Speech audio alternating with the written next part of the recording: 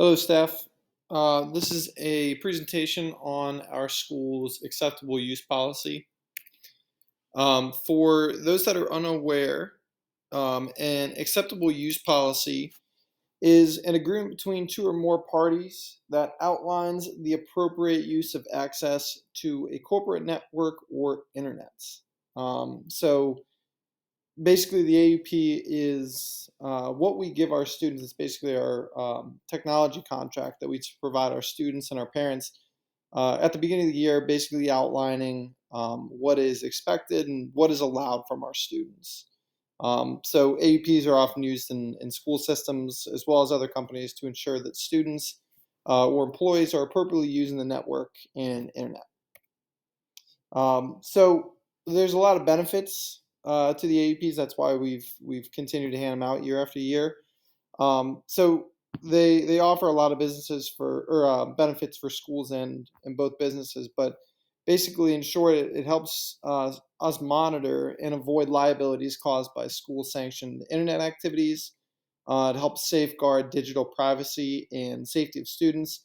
And then finally, it helps provide students with guidelines for internet use, school devices, interactions, and practices.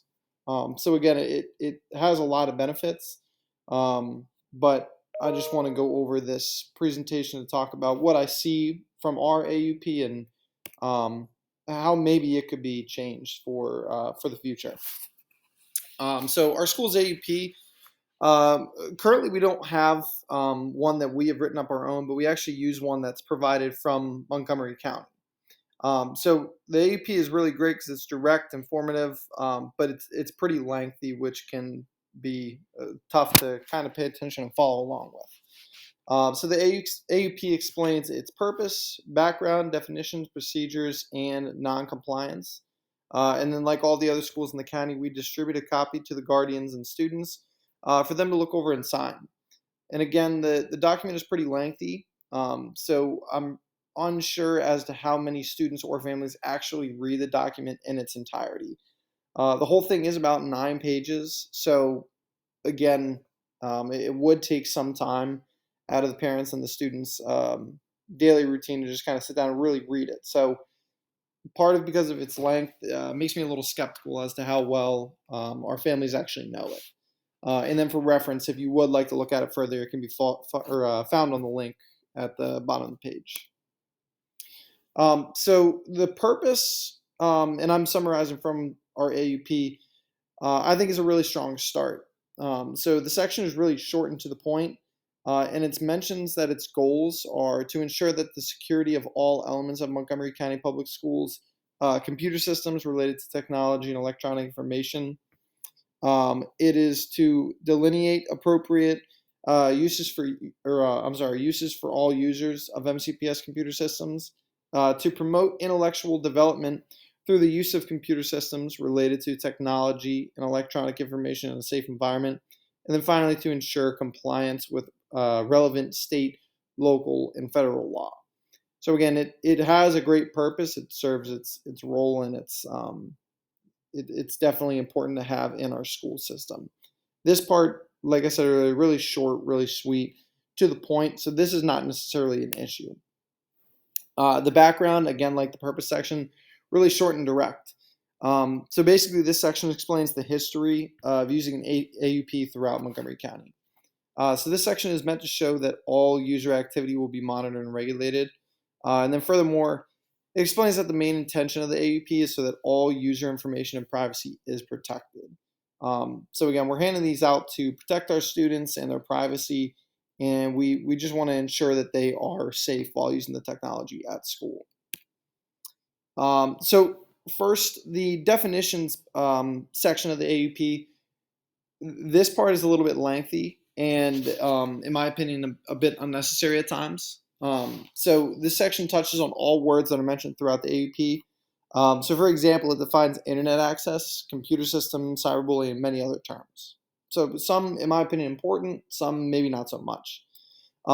So an example of not so much is that the AUP defines inappropriate materials. And so it says, for reference, the AUP explains that inappropriate materials are obscene or pornographic material with no educational purpose. Um, this is something that I think is pretty obvious between both students and families. Um, Obviously, something like this should not be allowed in school. So I don't think it's completely necessary to put that down on paper. I think this AUP should be more so towards educating some of the parents and the students on something they may not know, rather than kind of throwing the obvious at them. So something like this, I think this kind of just takes up space and takes up pages. So I really think it could be shortened and just kind of better defined if we did not maybe include all of these things. Next, the procedures. Um, Again, this part is very lengthy. This is nearly half of the AUP. So again, like I've said, it's pretty lengthy. So in order to fix this and maybe make it more relatable to parents, we got to make sure we can shorten it somehow. And I think this is kind of the starting point for us. So throughout the procedures section, there are miscellaneous rules that are listed for users.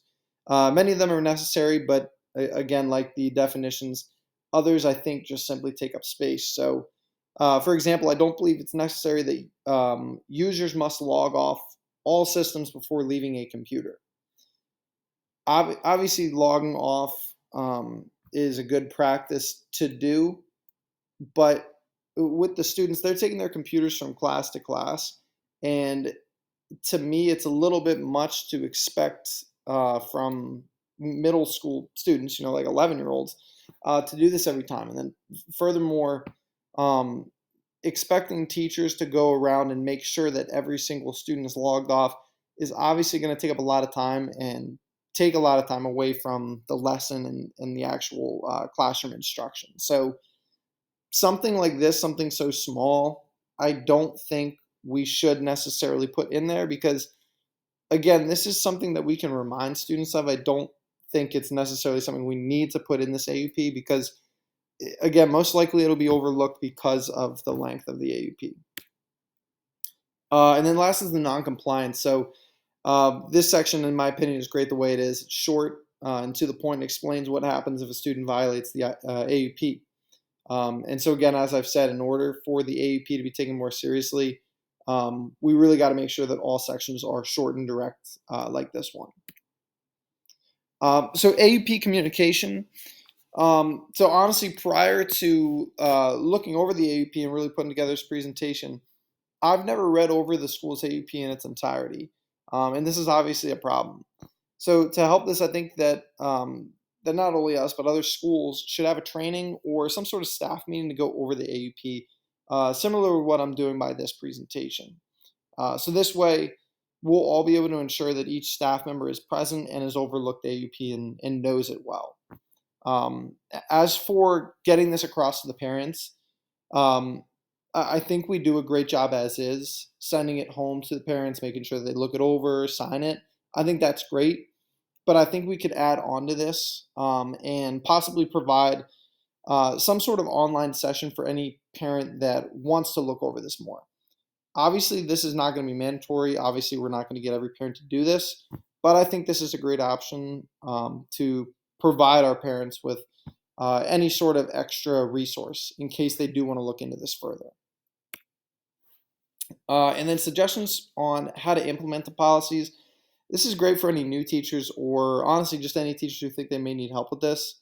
Um, it's really crucial to do the following. The first is just set classroom guidelines from the first day of school. So again, from the very first day, you need to let them know that games will not be allowed, that going on to inappropriate websites will not be allowed. We need to ensure that students know all of this so that we can set the ground rules from day one, so that we establish a routine and they don't develop any bad habits throughout the year. Next is make sure you're using a monitoring tool such as GoGuardian to ensure that students are on task at all times. This is really great because, again, going in that first week of school, kids try to be sneaky sometimes. They don't necessarily know that you can see their computer. So just looking over this and kind of peeking over kids' shoulders, making sure that they are on task, this goes a long way. And then last is just maintain steady parent contact. So if you see any student doing something, reach out to their parents, let them know because more often than not, parents are going to talk to them, let them know they shouldn't be doing that, and the action will stop. So make sure you're reaching out to parents and maintaining a steady contact with them. So if you consistently do these, your students will be much, much, much more likely to stay on task and use their devices properly. And then last, the teacher AUP. So we do not have a specific AUP for teachers. It's the same one for both students and teachers. But again, the AUP is not just intended for our students. It's intended for teachers as well. So in order to maintain proper use in the classroom, we have to follow the AUP steps as well. So if students see you off task, if you're in class doing something on your computer that you wouldn't expect your students to do, they're going to look at you and assume that, oh, since Mr. or Mrs. So and so is doing this, I can do it too. So we got to remember that we are setting examples. We are the role models for the students. So make sure that we are following the AUP just as we expect them to follow it as well. And that's it. Here's a couple of my references.